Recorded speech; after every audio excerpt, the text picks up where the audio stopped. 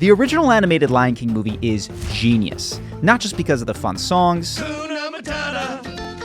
but because it is literally a prediction and guide to a life well lived. It's a story of the development of the sovereign individual, it's a hero archetype. So in this video, I'm going to walk you through the 7 pivotal life phases the Lion King lays out, how to find out where you are in those phases, and how you can use that map to grow faster than 99% of people and live up to your full potential.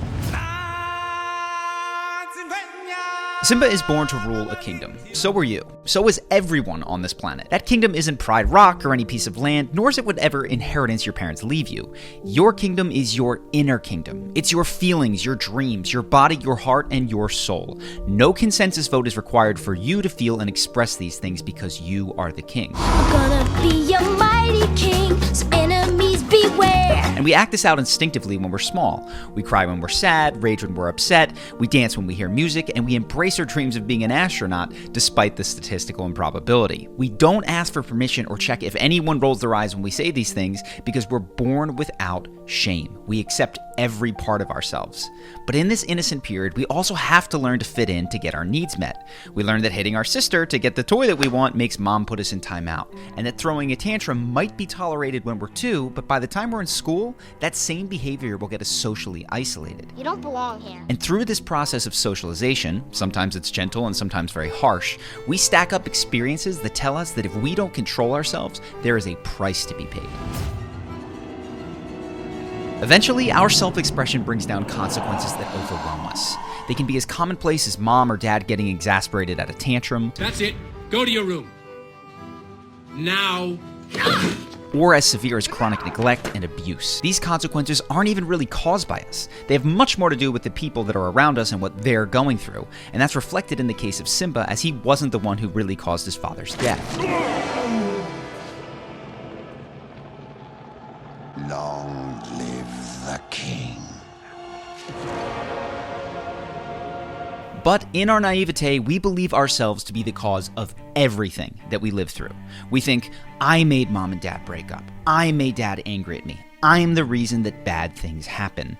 And the dialogue between Simba and Scar after Mufasa's death can be seen as the dialogue between our innocence and our developing inner critic. What have you done? It was an accident. I didn't mean for it to happen. But the king is dead. And if it weren't for you, he'd still be alive. It's at this point that each one of us makes a vow. Technically, there's several vows at many points in our lives. We vow to never again do the thing that made us lose love.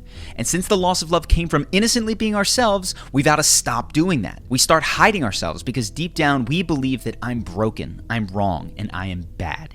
And so we abandon our sense of self, our kingdom, often with the encouragement of those around us.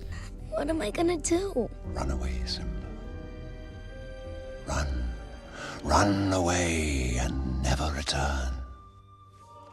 When we leave our kingdom, we enter the world of social negotiation. I'll be whoever helps me to fit in and get my needs met. We stop singing or dancing to avoid being laughed at. We stop saying that we want to be an astronaut because people think that's stupid. And we become extra helpful around the house to keep mom or dad happy with us, or just to give them less reasons to argue with one another. And it's not only our dreams and actions that we change, but the entire feeling that might give rise to those actions, like the feeling of sadness before crying, or the unchecked connection with our gut when we're honest about our dreams. Those things go mute. So when did you abandon yourself? And if you're not sure, just sit with this question. Who did I have to be for mom or dad? What feeling was not okay to feel? After the initial terror of abandoning ourselves, exile can be kind of great. Sure, we aren't really being ourselves, but we have a way to fit in and to avoid getting hurt. We just need to control our self-expression. We stop crying and we stop getting bullied. We stop getting angry and mom stops withdrawing from us. We learn to love the sport that our dad loves and we excel so that our peers respect us, and now we're well liked. We might even be able to attract a date. And this drive to fit in is necessary in a world full of different people. But the issue is that much of the fitting in that we do happens unconsciously. So we aren't simply choosing to curb our emotional expression, we're actually losing contact with the source of that expression. For instance, many men lose the ability to cry. Don't cry, don't cry, don't cry, don't cry, don't cry. And many women lose the ability to get ragefully mad. Well, that's not very nice to say, is it? And it's at this point that we form our life philosophies. Some people become the people pleaser. Well, that's me, people pleaser 24/7. others the achiever, and still others the rebel. But one philosophy that deserves special recognition because it is so common, so subtle, and it happens to be the one you know best from The Lion King, is Hakuna Matata. What a wonderful phrase. it means no worries for the rest of your days. That means rejecting or immediately reframing anything that makes us feel worried or uncomfortable. The modern name that I'd give to this philosophy, as I've heard it expressed by many men, is all good. This philosophy is highly adaptive. It helps us avoid negative experiences and encourages people to want to be around us. But there are downsides, and they always show up in time. Namely, that the numb feelings of hurt, anger, and shame don't actually disappear completely. They just build up in our unconscious, and we have no way of releasing that. And if you listen carefully, you can hear people give tells of this unconscious buildup of negative emotion. They use phrases like, "I know I shouldn't be angry, but," or I don't care. and of course, all good, followed by a break in eye contact and a palpable sense of emotional detachment. Are you crying? No. Yes. People remain in this functional yet detached state of the all-good philosophy until... I'm not certain about women, but I can say that for men that I know, it's almost always the feminine that shakes them out of their coping patterns. What's happened to you? You're not the Simba I remember. You're right. I'm not. Now are you satisfied? No, just disappointed. It can be a flesh-and-blood girlfriend or a wife that threatens to leave if we don't change. I hate you. You were just some boy who made me laugh at a party once, and now I loathe the sight of you. In my case, it was the pain of a breakup that felt way worse than I imagined it should. I stopped really enjoying so many of the things in my life that I used to enjoy. And it can also be a breaking down of the body after driving oneself too hard, or a numbness in the heart that is no longer tolerable. Either way, the signal that we can't keep running from ourselves gets louder and louder, and our heady responses that worked for so long get thinner and thinner. Listen, you think you can just show up and tell me how to live my life? You don't even know what I've been through. This is a difficult time because our all-good strategy isn't working like it used to, but we don't have another way yet. And this begins... The Dark Night of the Soul is a period of withdrawal from the outer world in preparation for a radical transformation. It's the beginning of reconnecting with your true self, except it often doesn't feel so great. It feels like a foreboding of the inevitable encounter with the death of who we have believed ourselves to be, the death of the persona that has kept us safe, accepted, and validated. And we've become so identified with that persona, the all-good guy, that we feel this metaphorical death as the end of everything, and it sucks. Well, this sucks. Depending on when I start counting, I experienced somewhere between 2 and 6 years of this foreboding that a dramatic transformation was coming. I'm tired of charisma videos at this point. My life was going to change, and I couldn't use my old tricks to bargain my way out of it. It corresponds with me stopping making videos and retreating from responsibilities in my life, as a ton of my energy went to what was occurring inside of me. And many times, even though I'm not a Christian, I thought of Jesus in the Garden of Gethsemane on the night before his crucifixion, and I thought about his prayer. Father, if it is possible, may this cup be taken from me. And I wished for the same thing. If this doesn't have to happen, please don't let it happen. And when we're in the dark night of the soul, that option to keep running away is always there. We might even take it a few times. I know I did. But we will also be given as many chances as we need to consciously face what we've been avoiding in ourselves. And if you're in it now, I hope that this video moves you one step closer to leaning in so that you can emerge into the next phase. I'm done running. In The Lion King, it's a short scene, but the tangled chase through the unconscious can last a long time. Like I said, mine has been several years, and I don't even know that I can say I'm fully through. And this process is often supported by a wise one. Mainly, it's your inner wise one, who knows the possibility of transformation, who can see past the fear and the shame, and who will help guide you. And if you're lucky, you may also receive outer support from a person who has made this journey in their own life and can help orient you. Their support will challenge you and facilitate this process. You can either run from it or learn from it. Ah, you see? In modern times, this can be a therapist or a coach or just someone older that has lived through their own dark night of the soul and come out the other side. Do or do not. There is no try. They will support you in developing your capacity as a king by helping you to see what you have avoided seeing. That's not my father. It's just my reflection. No. Look hard. And this clear seeing is one of the primary activities of the king archetype, which you are becoming. And as you gain the courage to look more steadily and unflinchingly at yourself, something arises. There was no other way.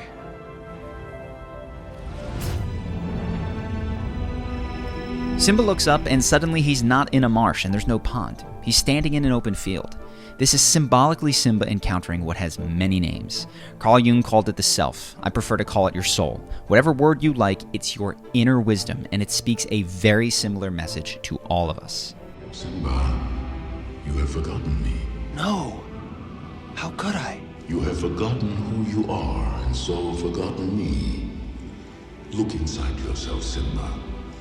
You are more than what you have become. We left behind who we were. We must return to our kingdom, and we must take ownership of our divine right. If we protest, the solution is simple. How can I go back? I'm not who I used to be. Remember who you are. So we begin to remember, and in this process, we cannot go around but must go through the worst things we have learned to believe about ourselves. Now, this process is a bit counterintuitive, and it's not perfectly represented in The Lion King. As we take stock of our inner world, our inner critic will pile onto us. But we don't need to run from, argue with, nor accept as true what that critic says. We embrace the incredibly uncomfortable feelings and welcome them with love. So we're feeling the emptiness of self-abandonment for social gain, the grief for the dreams that we left behind, and the pain of the outer betrayals that we said all good to. We feel shame for not having returned home sooner. All of this is felt, accepted, loved, and moved through.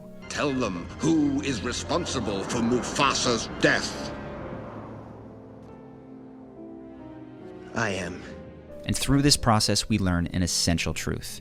We are not broken. We're not wrong. We're not bad. We never were. The deepest part of us is innocent and inherently good.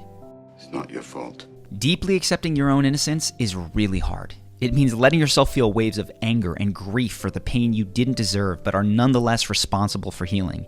It means releasing control that you've gained from hiding aspects of yourself from your loved ones and the world. And it means acknowledging how your coping mechanisms have negatively impacted others.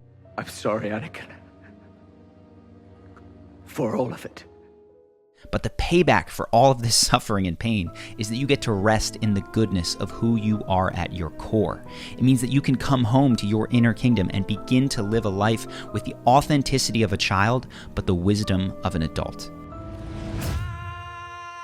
Our renewed connection with the inner kingdom inspires us to make changes in our outer world. We might leave a job that is contrary to our soul, draw boundaries on a relationship that isn't right for us, or start a side project in line with our creativity and our dreams. We begin to act with authority as kings of our own kingdom. And if we've gotten in the habit of allowing others free reign of our kingdom, perhaps by denying our feelings, demanding our time, or controlling how we live, this outer restoration may involve conflict. Murderer! No, Simba, please. Tell them the truth. Truth, but truth is in the eye of the beholder. The good news is that the mature options that weren't available to us at earlier stages will start to present themselves.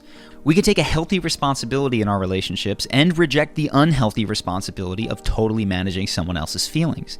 We can feel what success really means to our soul and live it without requiring anyone else to sign on or to get it. This part of my life, this little part, is called happiness. We can create boundaries for behavior that doesn't feel good to us without losing touch with our love for the people acting out those behaviors. These choices begin to bring our life into alignment. Our inner and our outer kingdoms start to reflect one another more and more as we feel more secure in who we truly are. Now, to be clear, life and its problems don't just stop here. I still struggle with the tension between responsibility to others and authentic self-expression. But as I become more conscious of my inner kingdom, I see more possibilities to satisfy both sides of that tension. For instance, making this video feels like a service to myself and hopefully to you as well. So I hope that this video stirred something in you, and let me know if it did in the comments so I know that I'm actually satisfying both sides of that tension. Either way, I hope that you continue the process of remembering who you are. I hope that you enjoyed this video, and I'll see you in the next one.